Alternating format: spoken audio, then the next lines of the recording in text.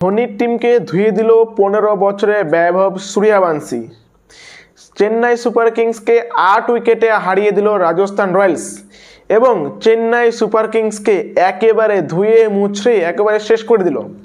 প্রথমে ব্যাটিং করতে নেমে চেন্নাই সুপার কিংস তুলে মাত্র 127 রান।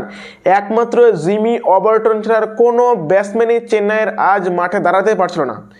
নান্দ্রে বার্গারের বোলিং, জোফ্রা আর্চারের বোলিং যেন আগুন ছুটছিল এবং তারই সঙ্গে চেন্নাই সুপার কিংসের প্রাক্তন রবীন্দ্র জাডেজার 3 উইকেটের গুগলি, মানে একেবারে দিশেহারা হয়ে গেছিল আজকে চেন্নাই সুপার কিংসের ব্যাটসম্যানরা। এবং ঠিক যখন রাজস্থান রয়্যালস ব্যাটিংয়ে আসলো এবং চেন্নাই সুপার কিংস বোলিংয়ে আসলো, তখনই এই পিচ যেন একেবারেই বদলে গেল। 15 বছরে বৈভব সূর্যবংশী মাত্র 15 বলে 50 রান করে দিয়েছে এবং অসাধারণ একটা ইনিংস পুরো চেন্নাই সুপার কিংসকে শেষ করে দিয়েছে। মানে 2025-এ চেন্নাই সুপার কিংস ঠিক যেইখানে শেষ করেছিল 2026-এ ঠিক সেইখান থেকেও শুরুয়াত করলো। মানে সেই ওই ব্যাটিং ক্ল্যাপস এবং বোলিংয়ে বাজে পারফরমেন্স, ঠিক একই রকমের শুরুয়াতটা এই বছরও চেন্নাই সুপার কিংসকে বহাল থাকলো।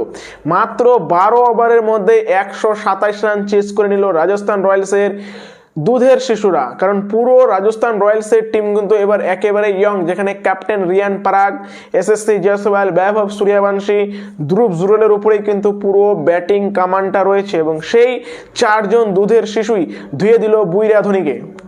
যেই বুইরা ধোনি 45 বছর বয়সেও আইপিএল ছাড়ে না টাকার লোভে, সেই বুইরা ধোনি সিএসকে একেবারে ধুয়ে দিল।